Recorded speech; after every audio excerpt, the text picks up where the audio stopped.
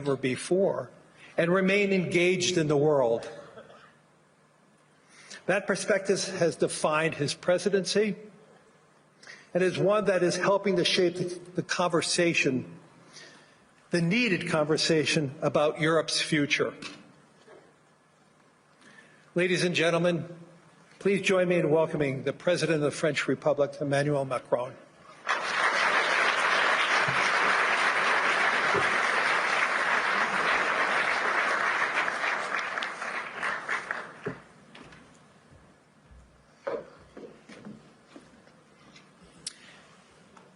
Thank you very much, Lai, for your words. Your Majesties, distinguished heads of state and governments, President Lagarde, ministers, ambassadors, business leaders, ladies and gentlemen. I'm extremely happy to be here, and it's great to be here, as the Financial Times would say. And it's a time of peace, stability, and predictability. So let's try to address the key challenge of this world in a few minutes' time. But it's clear that we are reaching a time of instability, of imbalances, both from the security and defense point of view and the economic point of view. Look at the situation where we are. I mean, a shift towards autocracy against democracy, more violence, more than 60 wars in 2024, an absolute record, even if I understood a few of them were fixed. And conflict has become normalized, hybrid, expanding into new domains, space, digital, information, cyber, trade, and so on. It's as well a shift towards a world without rules, where international law is trampled underfoot, and where the only law that seems to matter is that of the strongest, and imperial ambitions are resurfacing. Obviously, the Russian war of aggression against Ukraine, which will enter into its 4th year next month, and conflicts continue in the Middle East and across Africa. This is as well a shift toward a world without effective collective governance, and where multilateralism is weakened by powers that obstruct it or turn away from it, and rules are undermined. And I can multiply the examples of international bodies weakened or left by the key economies. And when we look at the situation, it's clearly a very concerning time, because we are killing the structure where we can fix the situation and the common challenges we have. Without collective governance, cooperation gives way to relentless competition. Competition from the United States of America through trade agreements that undermine our export interests, demand maximum concessions, and openly aim to weaken and subordinate Europe, combined with an endless accumulation of new tariffs that are fundamentally unacceptable, even more so when they are used as leverage against territorial sovereignty. And competition from China, where massive excess capacities or distortive practices threaten to overwhelm entire industrial and commercial sectors.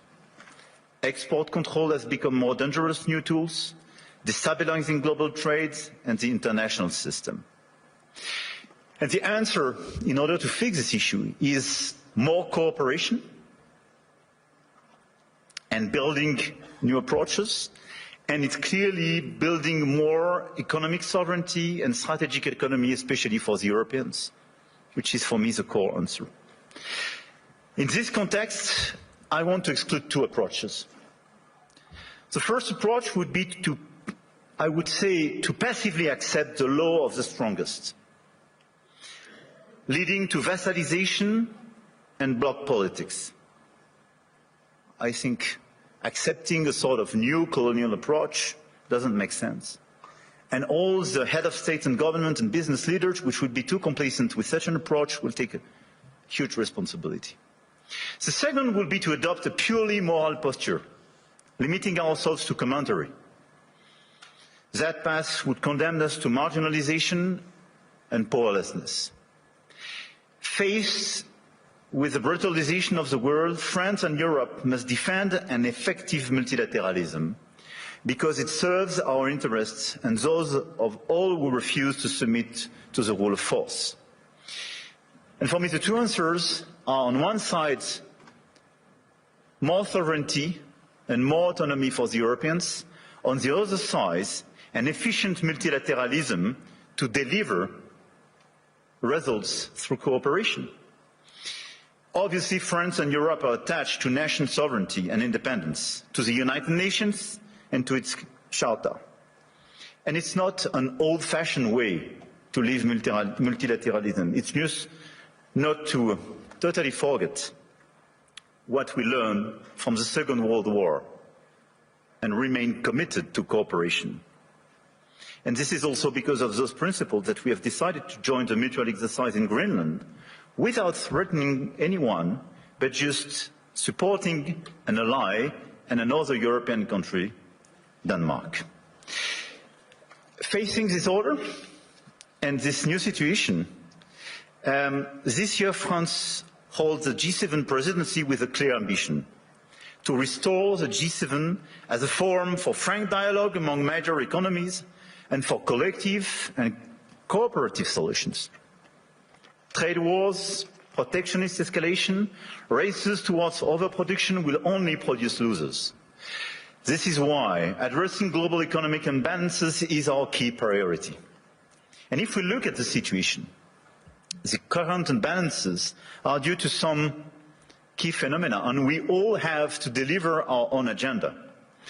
This includes American overconsumption, Chinese underconsumption and overinvestment, and European underinvestment and lack of competitiveness. And these imbalances are also reflected in development gaps, by the way, and we can no longer settle for aid that neither delivers sufficient results nor enables countries to escape poverty. So our objective through the G7 is to demonstrate that the world's major powers are still capable of reaching a shared diagnosis of the global economy and committing to concrete actions. Cooperating is not about blaming others. It is about assuming one's share of responsibility and contributing to solutions. So the objective of this G7 will be to build this framework of cooperation in order to fix the roots of these imbalances and restore efficient convergence and cooperation through multilateral frameworks.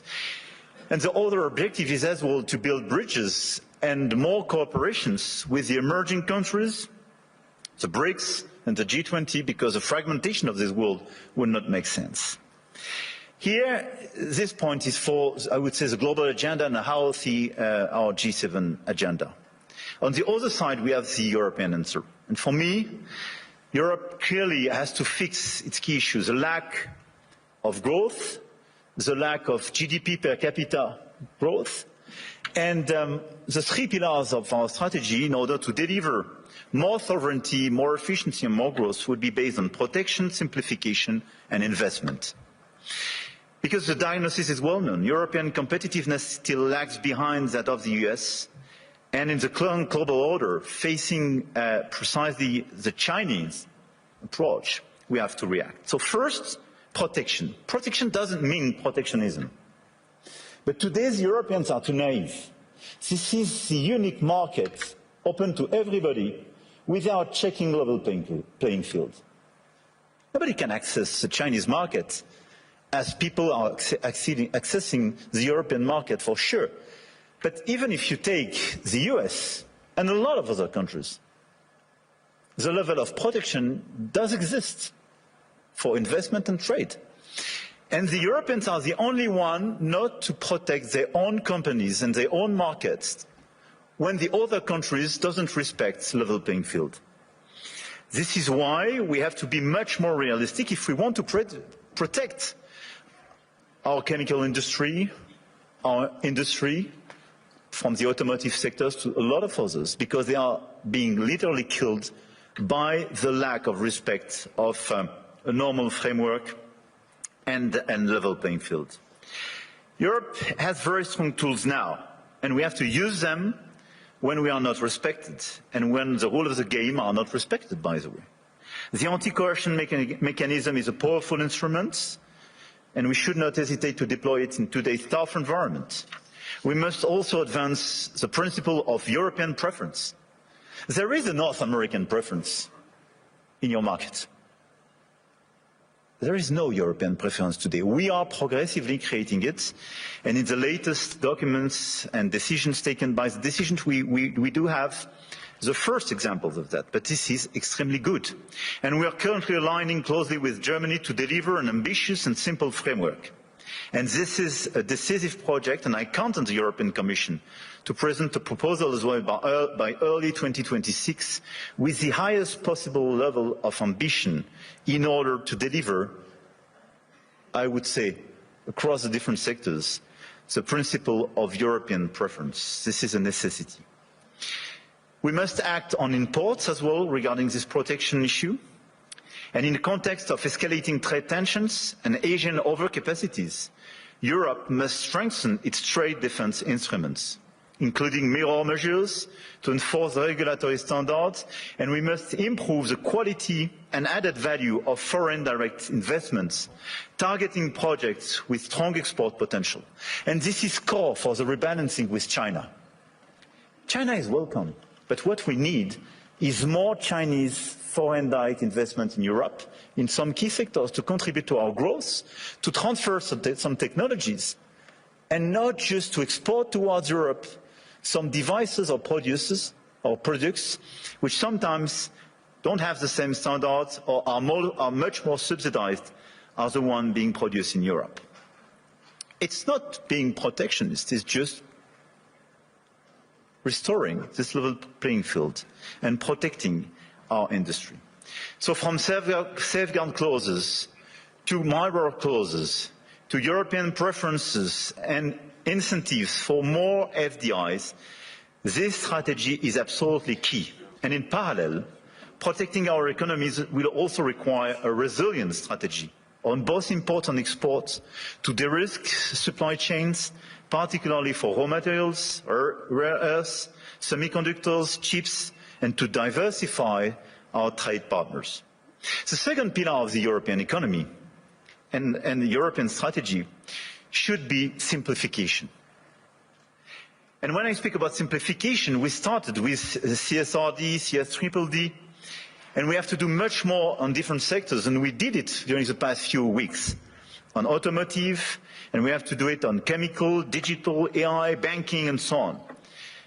And the core of this simplification is sometimes to get rid of some recent regulations when they desynchronize in a certain way the European Union in comparison with the rest of the world. But we have as well to accelerate the deepening of the single market. On all these sectors, the 450 million inhabitants and consumers market should be the domestic market of all the EU companies. It's not yet the case as long as you have complexities. In doing so, we must ensure respect technological neutrality and non-discrimination within the European Union. This is another pillar, another point of simplification. Neutral approach in terms of technology and non-discrimination. We discriminate during such a long time between the different sources of energies. It's counterproductive for the Europeans themselves. Companies have a role to play, and we must act, and you must act. And clearly, you must help identify and concretely help us to simplify where it is needed. But for me, this agenda of simplification is not a matter of discussion, but just implementation, speed and scale. The third pillar of the European strategy for more competitiveness and more autonomy is based on investment and innovation. We have to invest much more. If there is a GDP per capita so different between the US and Europe, 65% to 70% of the explanation is due to the difference in terms of innovation. And the US was much more innovative because of public and private investment.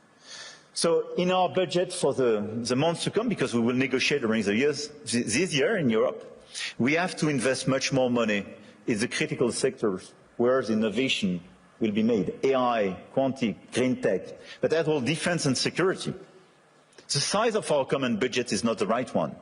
We have to invest much more money in order to be much more credible and accelerate this innovation agenda. But at the same time, if you look at the situation, we don't have sufficient private investment. And this is one of the main differences. We do have the savings as the Europeans, much more than the US, by the way. But this saving is overinvested in bonds and sometimes in equities, but outside Europe. So this is why the top priority should be securitization program. It is prepared, we have to accelerate the implementation. And second, capital market union. Precisely in order to have more integration and simplification, but to have an efficient capital market union in order to invest much more money and use our savings to be invested on innovation and equity in Europe. This agenda for me is our top priority, both the global and the European one. And it is to be implemented in the months to come, because everything is about acceleration. And France is committed to deliver this agenda. We work very closely with our key partner. And at the same time, our objective for France is to stabilize our results and our macro approach, and to remain the highly attractive country we are.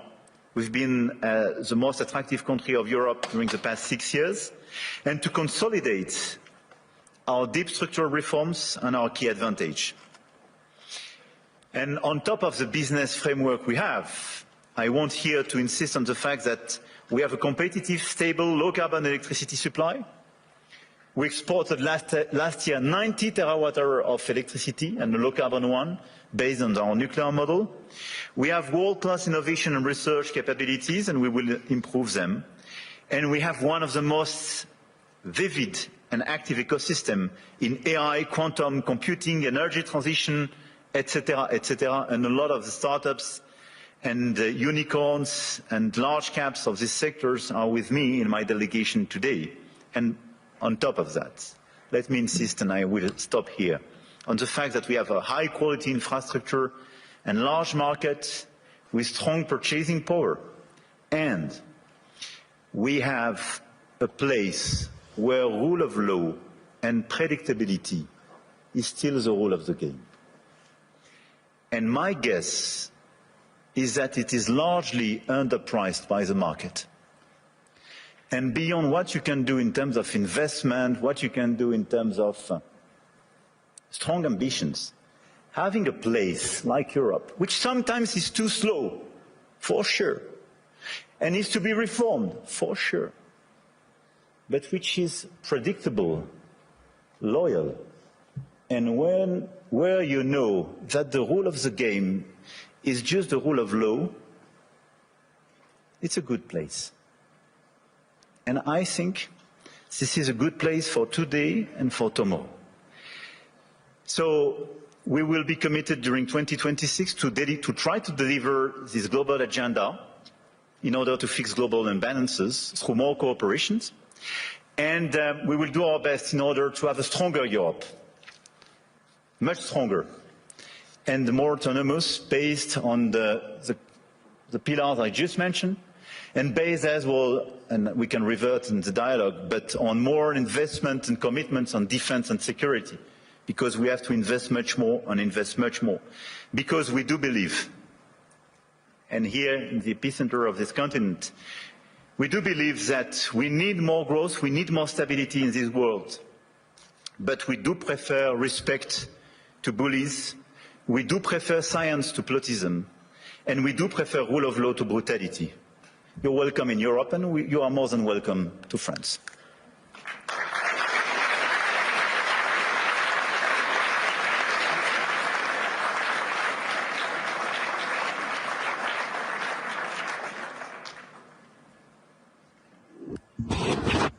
What I'd really like to ask you is, how's your last few days been?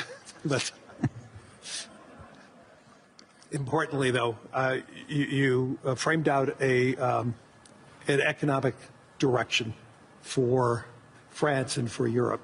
If you had to prioritize to transform France and Europe as fast as possible, you close saying, yes, we are slow, yes, but what can we do right now to really accelerate it, to broaden the economies across Europe, that we have more participants? Is there any one silver bullet that you could do to really accelerate that type of growth? I don't think there is one silver bullet, but I think on the very short run, given the situation on some